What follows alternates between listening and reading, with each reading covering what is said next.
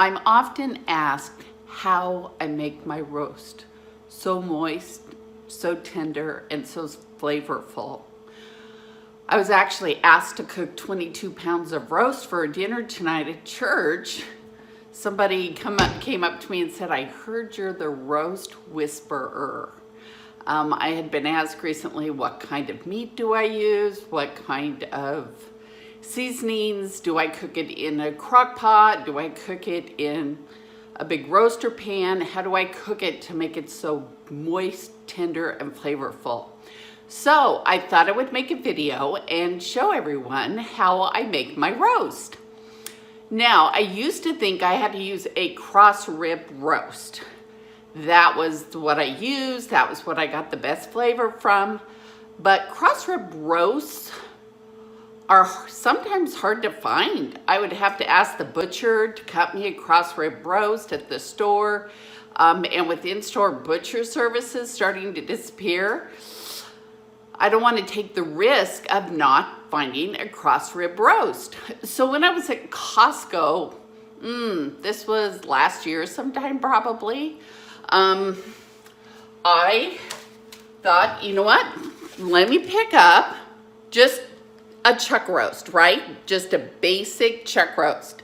Some Sundays I cook one, some Sundays I cook both, depending on how many people I have coming for dinner. So I'll videotape what I do. Oops, I left my pan on too high here. How I season it, how I sear it, and then what I put around it when I throw it in the oven to cook. Somebody goes, "Well, you're doing so many, do you want a roaster pan?" I'm like, if you want my really good roast, I'm gonna cook it the way I always cook it, and that's slow cooked in the oven for many hours. So here we go. Okay, I've lowered my camera a little bit so you can actually see what I'm doing here. So what I'm going to do is I'm going to put a pan on the stove. I'm going to put a little vegetable oil in. I know my naturopathic doctor says there's no such thing as vegetable oil. So anyway, but somebody taught me a trick a number of years ago. I would prefer to use a healthy oil, but olive oil is not supposed to be used with high heat. Olive oil is not supposed to be used with high heat. So he said he takes and adds a little olive oil and some vegetable oil, and that's how he sears his meat. And I thought that was a great idea. So I'm gonna turn the heat up. And while that pan is heating up, I'm going to open my roast.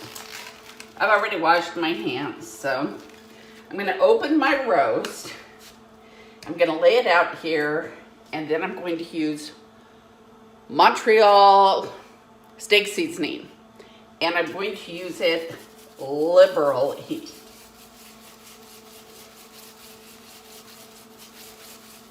So I've got that. Then I'm gonna throw on some garlic salt. You can use lemon pepper. I even used this tagine on it in the past. Then I'm gonna flip it over, and this is why I have to wipe off all of my seasoning bottles. I know, I should probably use plastic glove. But then I'm gonna put some on the other side. I'm gonna put some more. I don't really use salt and pepper at this point because the Montreal seasoning's plenty salted. And then I just use what's left on my plate here to put some seasonings on this side. Then I take it and I drop it in the hot oil. It'll stick a little bit to the side if it's too wide, but that's okay. Just adjust it down.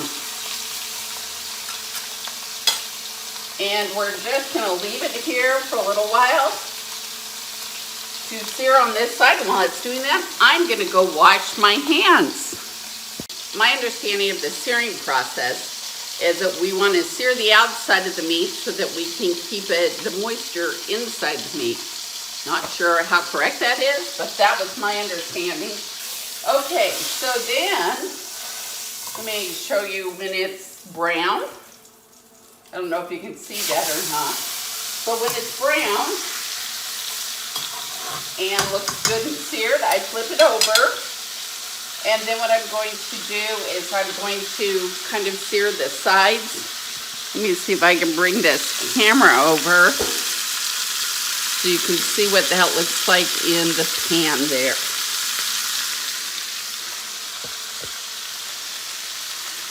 Then we're going to sear the sides, kind of the bigger sides. I don't necessarily always get all the sides seared, but in the meantime, I have my oven over here, well, both my ovens, heated up to 350 degrees. And we're gonna cook the roast for the bulk of the time at 350 degrees. So let's see how we're doing. I'm gonna let it sear just a little longer here. Turn a little bit in the pan, pick up another hot area. I also like to turn the fan on at this point, kind of just suck out some of the smoke or smell. And, but in the interest of the video, I'm not going to do that today.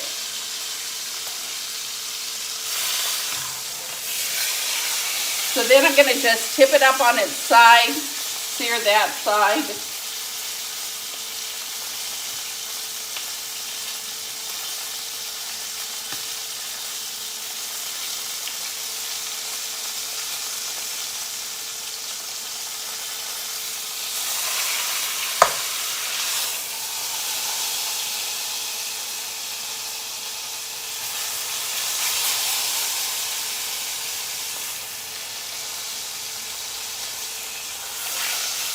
And then when I'm done searing the meat, what I typically do is then I just add some water around it. Now, if I had it too hot and the bottom area burned, I'll pick it up, set it on this platter. Okay, watch out the bottom of the pan and kind of start with a fresh pan because I don't want to have burnt pieces of seasoning in my roast. But for today, because of how many of these I'm cooking, I'm going to literally start with a fresh pan. Probably just put a touch of oil at the bottom just to keep it from sticking. I'm going to start with a fresh pan.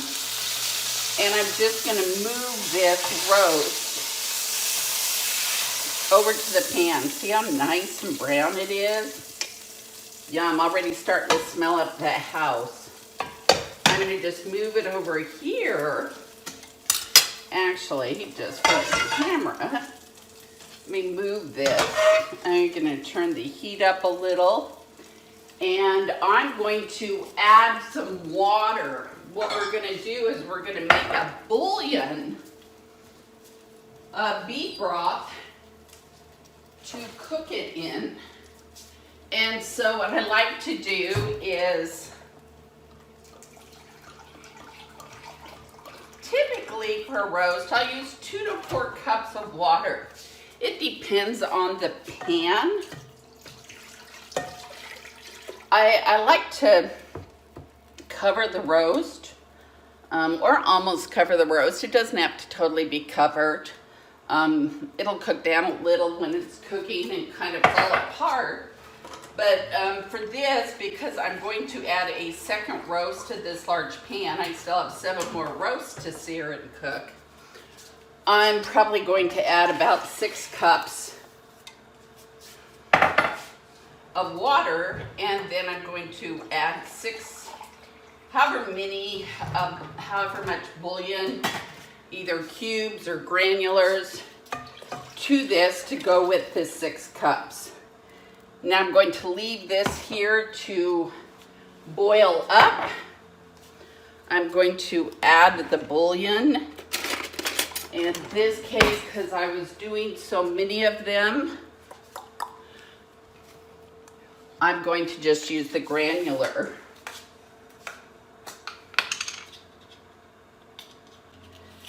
So this says, I believe it's 1 teaspoon per cup.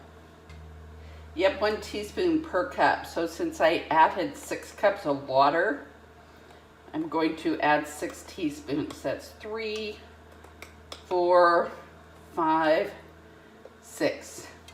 So then I'm going to leave that to boil up, and I'm going to sear my next roast and get these babies in the oven so they can cook. I'm going to want them to cook for like 5 hours.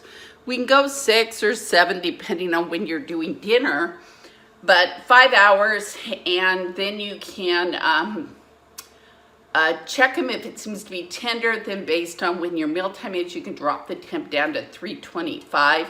But usually by the time I take them out of the oven, put them on a platter, they are fall apart, super easy to shred and to serve, usually with mashed potatoes and gravy, sometimes with baked potatoes. You could even do it for Thanksgiving with some stuffing and mashed potatoes, but always the gravy. I am a gravy fan.